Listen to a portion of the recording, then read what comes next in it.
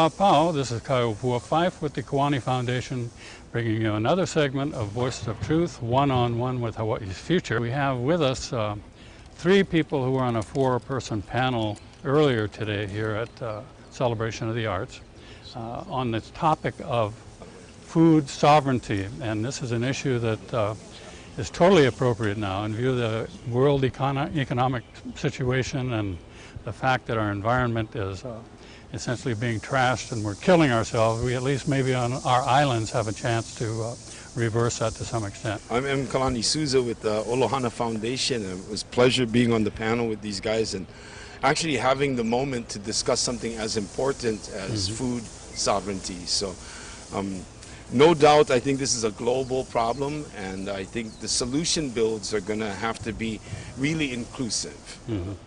I really support the idea that all of us need to be at the table. That's primarily why we named the foundation Olohana. It's a Hawaiian word that was actually a name word for John Young, which means all hands.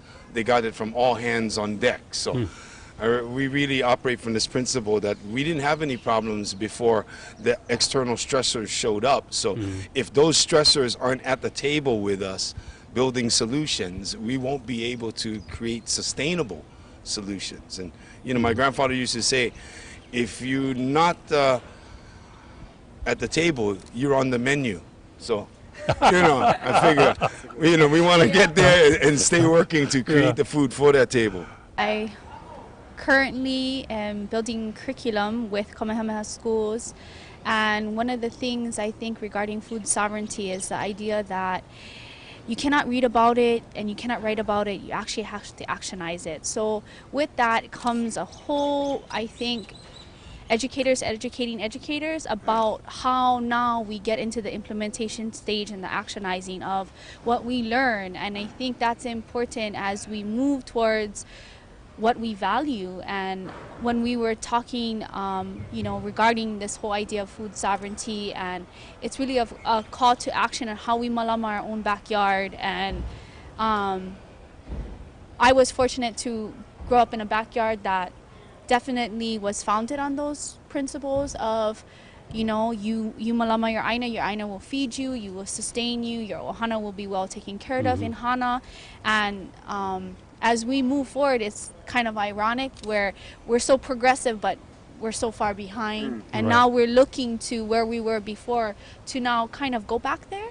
And how trendy it really was to not have electricity and have local ia and get to, you know, eat fish every day. Because right now I cannot even afford to go buy fish every day up. It's hard.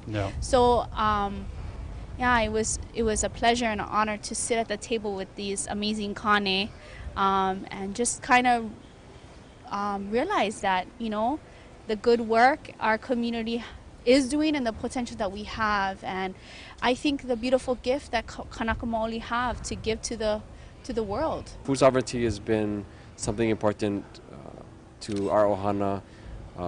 The mere fact that, you know, when I was growing up, we ate healthy, but we weren't necessarily growing that food. And simply put, that we started to revive and restore our kuleana aina in Waikapu, the ahupua'a of Waikapu, on a small ili aina of about 2.5 acres, and we've been restoring our lo'i kalo and educating people about the importance of farming organically, farming sustainably, and the importance of the resources that it takes to grow food.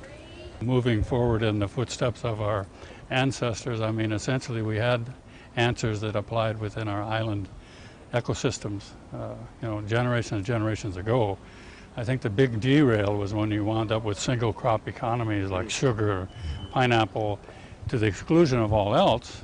And, you know, when I started reading up on distribution and the fact that, you know, the sugar growers would send the sugar to California for refining, and they didn't want a deadhead back empty ship, so they essentially brought in everything that we could have grown here if we hadn't been on this single crop economy. And so I think we ran into a period of time in which we had a total disorientation, and I think we're just getting back in touch, you know, I think that's an interesting premise. 1847 to 1857, Hawaii is the largest exporter of food in the world. We're feeding California because Right. the gold rush gets out there, Yeah. and the caballeros are only growing cattle. They don't really have the food for that Sacramento region. Right. So then you got to think about the sons and daughters of whalers marrying the sons and daughters of missionaries, and now they're the sons and daughters of shipping owners Yeah. and Yeah. grocery store owners, and it's a very interesting combination. Right. But this idea of that by returning to the ancient systems, we can invigorate and maybe create this old capacity. It's interesting, the argument, but really, in fact, what we're facing with the stressors, I was part of the National Climate Assessment and wrote some chapters on water and for the nation. What we're experiencing with global change, the kind of stressors that we're experiencing, our kupuna never had to deal they with. didn't exist before. Right, and so it's somewhere, like you were suggesting, there's somewhere between the development of new curriculum, of new ways, of new techniques and approaches, merged with the old. So, this line that, we used to say, and I still enjoy, is the past should always have a voice in what you do, but it shouldn't have a vote. So it should inform you, but That's it cool. shouldn't control you, That's right? So this exploration that you guys are on, I'm so maika'i. I'm just, really pleased that you guys are looking at how to adapt it, become adaptive and become more resilient by taking what we know from the past, making it work for these new problems that we're facing today. It's the chemicals put into the air, the chemicals put in the fertilizers, and so we're dealing with things obviously that people before never had to deal with. At the same time, we're poisoning ourselves with it, and I think we have health conditions that exist that we're not even aware of because it's just been accepted because we're all subject to them constantly. It's the intergenerational transfer of knowledge. It's been deconstructed, right? And in that deconstruction, we find industries of child care and elderly care, right? We've broken down the fundamental unit that used to be the supportive unit of the ohana. Right. But all that being said, when we ran the kupuna programs and we're bringing kupunas into the classrooms, the actual transfer of the knowledge did not occur. What occurred was a taste for it, right? And the children might have had a longing. And what we're exploring right now on Big Island, in partnership with the National Park Service, PNTS, with the Alaka'akai Trail, and the students of Kanuoka'aina, is we're now creating natural settings so that the environmental ecoscience learning is happening. And I suspect that your farm is like one of those places that's prime for that kind of stuff, like Waipa's project, right? The intergenerational transfer of knowledge has to take place in the place base, like all indigenous cultures are affected directly by place, right? Their practices are influenced by the culture and the learning of place. So it just stems to reason that the classroom setting is not the place where this transfer can take place, but more like what you're exploring. How else can we educate children for that very important piece? Yeah. Well, the incorporation of Waipio Valley and what goes on down there into the curriculum there, I know at Kanuoka'aina, is the ultimate example of just exactly getting the kids out and into the environment. That's a way to transfer it. I agree. Yeah. And I think you bring up a good point about the intergenerational transfer of knowledge. We have to take a step back and acknowledge the idea that knowledge is sacred. And when that is acknowledged and valued, we understand that there's always I don't want to say ceremonial perspective, but there's a protocol that comes with it. And when you take the essential aspects of that protocol out of the equation, that sacredness cannot exist. And I talk about sacredness in the sense of that relationship between Kanaka and Aina. There is that sacred relationship that occurs that it's kind of like an ancestral knowledge that can be ignited through your exploration of that Aina and through just your presence and the Aina's presence. And so when we talk about that, it's place-based in the sense that you have to live it, and we have to understand that Western academia wrote about it and read about it. And when we educate ourselves and when we it's through experience.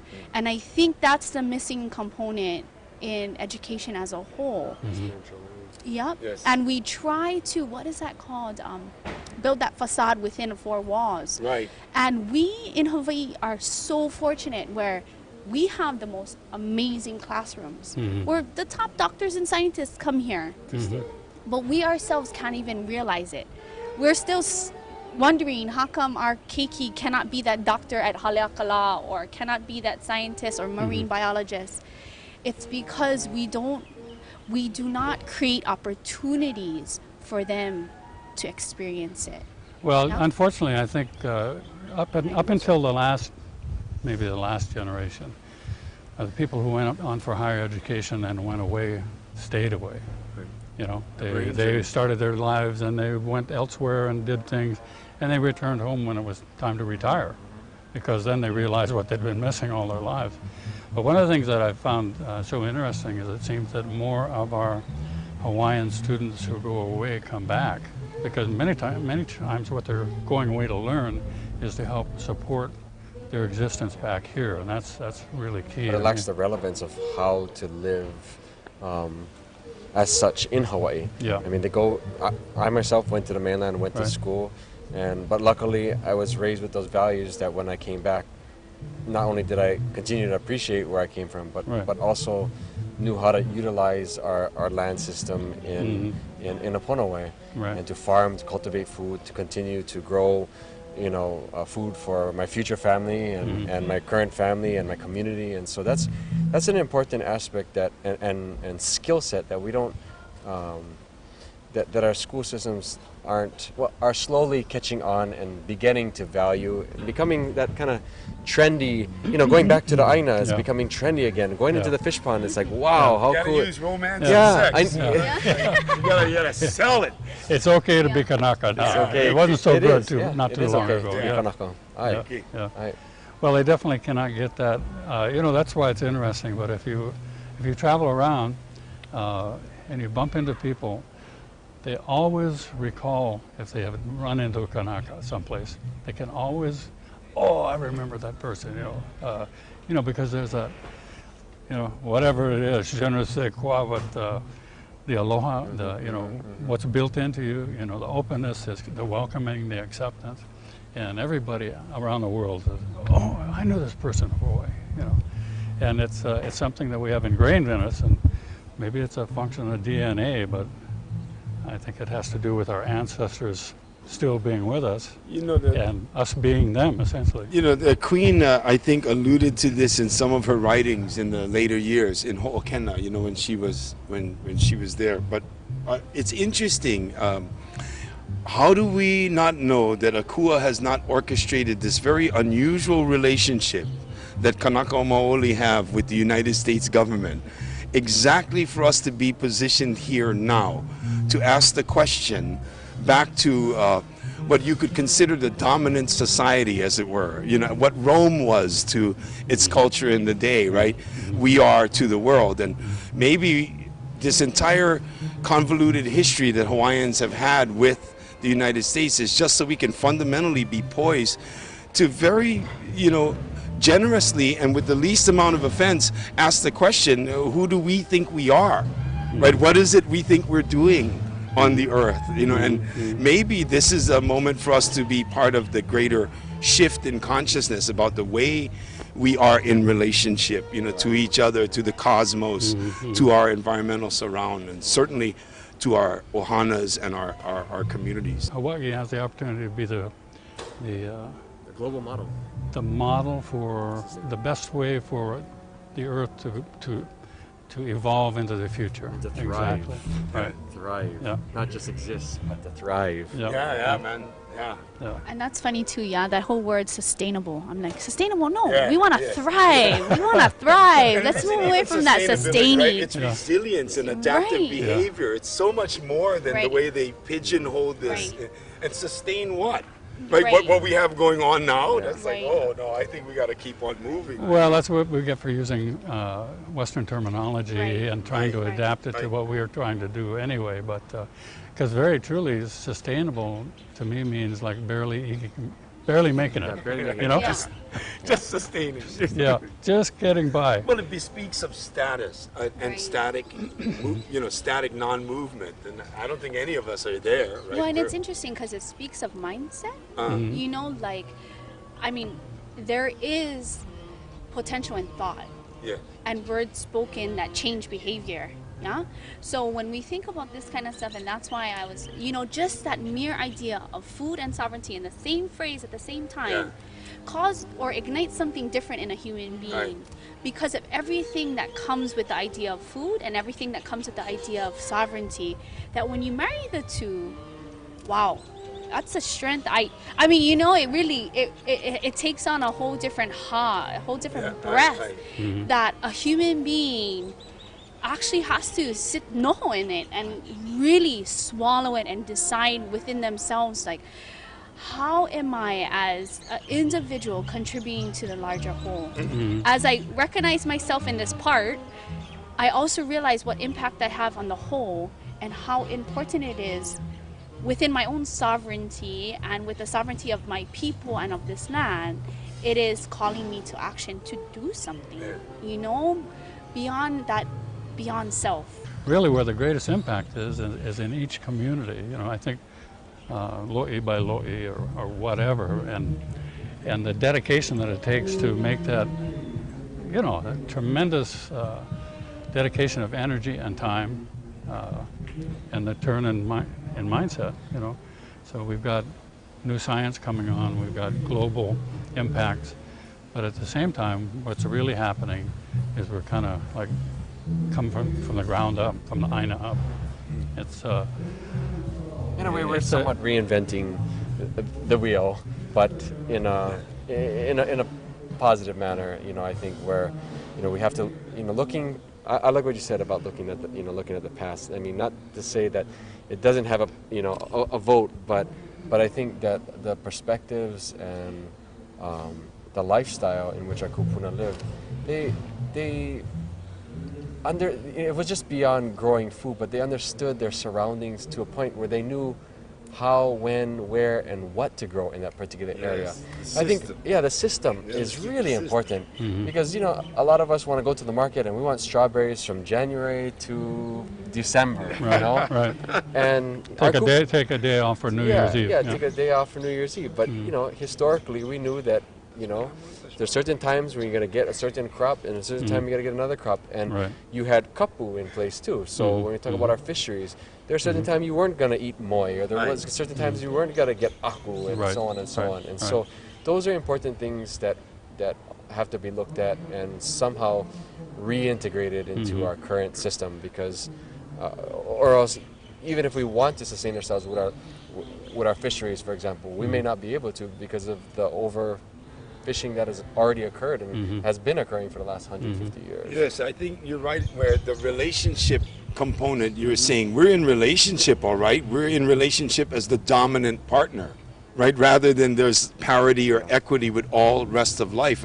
I was in Indiana, Illinois. We were going through to Chicago, and Nestle's owns a major percentage of the fresh water in the world, right? And according to them, they did due process and diligence and purchasing these municipal water rights. But my question was, did you query any birds? Have you talked to any of the cattle? Did you speak to the insects? I mean, not just humans use water as a commodity, right? And we tend to commodify all things, including our relationships, right? We commodify them, and really we have to get to some serious reinvention, as you said, of how we see ourselves within the systems, and again, how to educate. And at some point this becomes a question of classism, it becomes a question of social justice, it becomes a question of access and parity and human rights, basically, and forget just human rights. What about the rights of Mother Earth? I mean, how can we not support the idea that the Earth should at least have the same basic rights that corporations do? Someone should be able to speak for Papua Nua in the courts, or Wakea, and I think these really deep, meaningful relationships to grandfather son and grandmother moon and the Sky Father and Nawahini Okekai, these deep relationships we not only don't reinforce, I don't even think we expose our keiki to that anymore, you know, in the way that we were exposed. There are so many holes that need to be plugged, and somehow we have to line up some of our younger people to participate in these discussions, because it's an opportunity to align greater numbers to help things Well, I move. think when we're looking at climate change and adaptation, we're suggesting that maybe the more endemic and indigenous forms of life in the biosphere will adapt greater. And so now there's this push to eliminate the last 60 to 100 years of the monocrops that have come in and go back to this really diversified thing. If that is true of the biology for for botany, and why wouldn't that be true for the biology of humans? Right, and so that suggests that really the indigenous peoples of the world and this palette, as it were, really need to be reinforced, and we should be putting those people back into their place bases. Now, what does that suggest when the U.S. has a certain policy around indigenous placements? I'm talking about Native Americans now, you know, First Nations peoples who have been really moved and subjugated to some unusual land swaps, right? But I think of them as being landlocked islands. Their resources end right at their boundaries, just as it does for us. So all the models that we create here in Hawaii are actually extractable and reproducible in those various arenas, whether it's the Menominee up in the Great Lakes area, or the Navajo down at Four Corners, or, you know, the Lakota up in Pine Ridge. There are things that we can do in terms of modeling, you know, social relationships, political interaction, the way we work microeconomies. These things we can do here as a benefit to the rest of the world. So I say, you know, imua the work we're doing here, because it will in fact benefit the international communities, the way we move out. And certainly I think we've always been conscious of the human rights imbalances, you know, that constantly have to be corrected. It's like being on a sailing vessel, right? The wind is always shifting. The reef is looming. You gotta adjust those lines and, you know, hold to it. You gotta keep faithfully kukulu komoana, you know, watch that horizon and make those adjustments. And when I see you guys, my God, clearly the adjustments are being made, you know what I mean? And stuff is moving because, you know. Well, are you it's a involved pleasure. primarily in education, or are you on a working farm situation? Yeah, So you're in working farm, education yeah. also, but We have a AINA-based, education program at our farm, so we have students on a regular basis come up to our AINA, Okay. and, you know, we show them the ropes and get them accustomed and their palate re-energized to the, you know, the mauli of this AINA. You guys' contribution to it, keep it going. I look forward to seeing more of you in different venues. Keep in mind these international opportunities that exist, because they're all over, and in numbers there's strength. So we'd like to thank you guys all for taking the time. I know you just got off the stage and you're back here again. Thank you, brother. Mahalo. Thank you. Mahalo. Keep up the good work. Appreciate it. Thank you. Yep. Aloha. Aloha. And we'd like to thank all of you for tuning in again. We hope you got enthused by what we discussed here, a little topic following their presentation. And we welcome you to come back to our next viewing. Once again, I'm Kaiopua 5 with the Kalani Foundation. Voice of Truth, one-on-one with Hawaii's future. Hui ho.